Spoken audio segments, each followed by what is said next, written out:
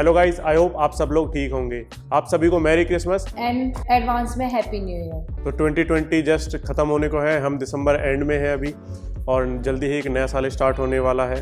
तो ये वीडियो एक ईयरली रिव्यू वीडियो होने वाली है, जिसमें कि हम रिव्यू करने वाले हैं कि इस 2020 ईयर में हमने क्या क्या गलतियाँ की और ऐसी कौन कौन सी गलतियाँ थी जिनसे हमें सीखने को मिला और ऐसी कौन सी नई चीज़ें थी जो कि हमने फेस की। जैसे कि आप सभी को पता है कि एक पेंडेमिक था जो कि पूरे वर्ल्ड ने फेस किया और इन सभी गलतियों से हमें सीखना है कि आने वाले नए साल के अंदर कैसे हम आगे आने वाली प्रॉब्लम्स को फेस करेंगे और जो हमारा फ्यूचर है उसे हम फाइनेंशियली सिक्योर बनाएंगे। तो welcome guys, my name is Varun, you are watching Clarify Money, helping you to clear all your questions about money.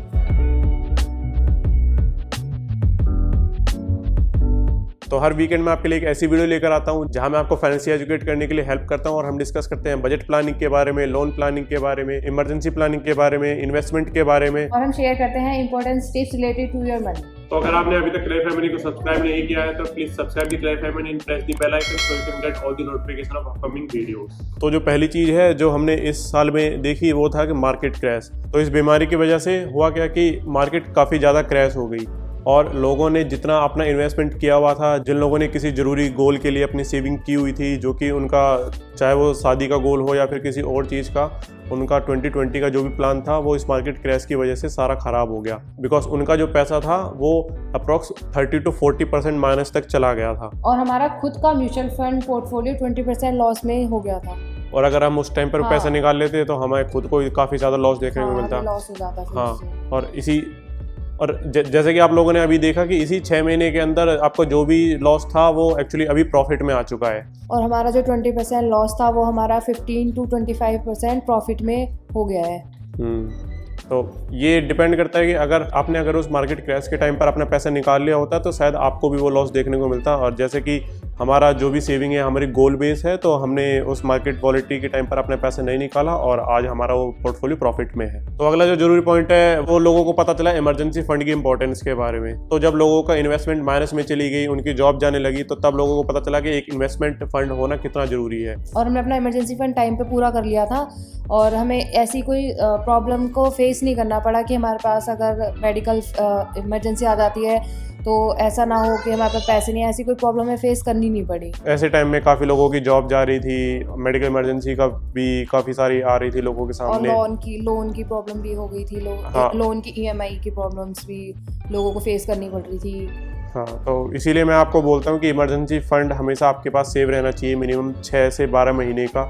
Depend करता है कि आप जॉब कर रहे हैं या फिर बिजनेस कर रहे हैं। उसके लिए आप मेरी इमरजेंसी फंड प्लानिंग की जो भी पुराने वीडियोस हैं आप ऊपर आई बटन में जाकर चेक कर सकते हैं, उनका लिंक मैं नीचे डिस्क्रिप्शन में भी डाल दूंगा। तो जैसे कि तुमने अभी लोन के बारे में बोला, यही हमारा अगला पॉइंट है कि लोन की वजह से क्योंकि लोगों की जॉब चली गई और उनकी लोन की EMI चल रही थी, काफ़ी सारे उन्होंने हाई इंटरेस्ट रेट पर लोन लिए हुए थे, जैसे क्रेडिट कार्ड से पर्सनल लोन लिया हुआ था। तो जॉब बंद हो जाने की वजह से उनकी मंथली इनकम आनी बंद हो गई और उनका काफ़ी सारा बजट भी बिगड़ गया। लोगों की मंथली इनकम आनी बंद हो गई थी, जिसकी वजह से लोग लोन की जो भी लोन ले रखा था उसकी EMI पे नहीं कर पा रहे थे टाइम से और उनके पास इमरजेंसी फंड भी नहीं था और जिससे कि वो अपने लोन की EMI आसानी से इजीली पे कर सकें। और मैंने देखा था कि काफ़ी सारे लोगों को तो इतनी प्रॉब्लम भी हो गई थी कि वो अपना महीने का ग्रोसरी का खाना भी नहीं खरीद पा रहे थे। बिकॉज कुछ लोग ऐसे थे जिनके घर में मेडिकल इमरजेंसी आ गई, उनका अगर कुछ सेविंग थी तो उनकी सेविंग वहाँ पर ख़त्म हो गई। उसके अलावा उनका महीने का जो भी लोन की EMI थी वो तो चल ही रही थी, तो उनके पास कहीं पैसा नहीं बचा अपना मंथली खर्चा चलाने के लिए भी। तो इस टाइप की काफ़ी सारी प्रॉब्लम्स लोन की वजह से भी लोगों को फेस करनी पड़ी इस साल। तो इसी वजह से मैंने बोला है कि आपको कभी भी एक इनकम पर डिपेंड नहीं होना चाहिए।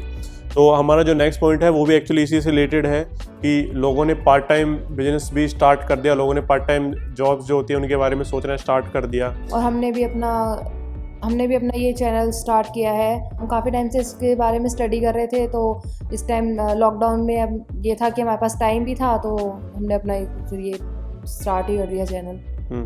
बस ये सिर्फ हमारे केस नहीं, और भी काफ़ी सारे लोग हैं जिन्होंने अपना YouTube को एज ए अर्निंग उन्होंने स्टार्ट किया। और सिर्फ YouTube ही नहीं, इसके अलावा और भी काफ़ी सारे ऐसे ऑनलाइन बिजनेस हैं जो लोगों ने स्टार्ट किए। जैसे कि जब उनकी जॉब बंद हो गई या फिर उनकी सैलरी कहीं पर कम हो गई तो उन्होंने अपना एक दूसरा इनकम सोर्स जनरेट किया। तो ये एक प्लस पॉइंट भी था इस साल में। लोगों ने एक इनकम मतलब अपनी एक इनकम के ऊपर डिपेंड नहीं है, और अब दूसरी इनकम के बारे में भी उन्होंने सोचा कि हम कहीं और से भी इनकम अर्न कर सकते हैं। तो अभी मेरा कहीं बाहर जाने का प्लान है, तो अभी हम चलिए बाहर चलते हैं और वहीं पर इस वीडियो को कंटिन्यू करते हैं। तो ये सब और ऐसी बहुत सारी गलतियां हुई जिनसे कि हमें आगे के लिए सीख लेनी चाहिए, और आगे आने वाले 2021 में हमें किन बातों का ध्यान रखना चाहिए। तो सबसे पहली जो बात है वो है कि आपको कभी एक इनकम पर डिपेंड नहीं रहना चाहिए। जैसे कि हमने 2020 में भी देख लिया कि आपकी सिर्फ एक जॉब है और आप एक इनकम पर डिपेंड कर रहे हैं, तो जॉब जाने के बाद आपके पास कोई ऐसा इनकम सोर्स नहीं बचता है जहाँ से कि आप अपना मंथली खर्चा, लोन, EMIs वगैरह और इस टाइप के जो भी खर्चे हैं वो दूसरे चला सकें। तो इसलिए आपको फोकस करना है कि आप अपनी इनकम को एनहांस करें और नई स्किल्स को सीखकर अपनी और जो भी दूसरी इनकम स्ट्रीम्स हैं उनको अनेबल करें, जिससे कि आपके पास एक इमरजेंसी फ्लो आता रहे, जो कि आपको कभी भी एक इनकम बंद होने पर दूसरी इनकम आपकी हेल्प कर सकती है आपके मंथली बजट को मेंटेन करने के लिए। तो दूसरा जो जरूरी पॉइंट आता है वो है इमरजेंसी फंड के बारे में। तो आपको अभी इमीडिएटली जो पहला काम स्टार्ट करना चाहिए, इसके लिए आपको नए साल या जनवरी की वेट करने की जरूरत नहीं है। आपको अभी से आपके पास अगर कुछ पैसा पड़ा है तो आपको अपने इमरजेंसी फंड की सेविंग स्टार्ट कर देनी चाहिए। आपको इमरजेंसी फंड कहाँ सेव करना चाहिए, कितना सेव करना चाहिए, इसके लिए मैं ऑलरेडी वीडियो बना चुका हूँ, तो उसका लिंक भी आपको ऊपर आई बटन और नीचे डिस्क्रिप्शन में मिल जाएगा, तो वहाँ जाकर आप वो सभी डिटेल्स को चेक कर सकते हैं। तो अगला जो जरूरी पॉइंट है जो कि आपको आगे आने वाले साल में ध्यान देना चाहिए वो है कि आपको हाई इंटरेस्ट जो भी लोन है आपके, जैसे कि क्रेडिट कार्ड, पर्सनल लोन और कार लोन, इस टाइप के जो भी आपके लोन चल रहे हैं जिन पर आप हाई इंटरेस्ट पे कर रहे हैं, आपको उन्हें जल्दी से जल्दी पे करना है। तो इसके लिए भी मैंने ऑलरेडी एक वीडियो बनाई हुई है कि कैसे आप अपने लोन्स को जल्दी पे कर सकते हैं, कैसे आप अपने लोन्स को हाफ टाइम के अंदर ख़त्म कर सकते हैं, और अलग अलग जो भी ट्रिक्स हैं, टेक्निक्स हैं, मैंने ऑलरेडी आपके साथ शेयर की हुई हैं। एक्चुअली इसका फ़ायदा ये है कि जितना जल्दी आप अपने लोन को ख़त्म करते हैं उतना जल्दी आप अपने एक अमाउंट को फ्री कर सकते हैं। उस अमाउंट को आप यूज़ कर सकते हैं कहीं पर इन्वेस्ट करने के लिए, या फिर उसको इमरजेंसी फंड सेव करने के लिए यूज़ कर सकते हैं, या फिर आपका कोई ऐसे ज़रूरी गोल है जो कि आप स्टार्ट करना चाहते हैं, जिसके लिए आप सेविंग करना चाहते हैं, तो वो पैसा आप वहाँ भी यूज़ कर सकते हैं।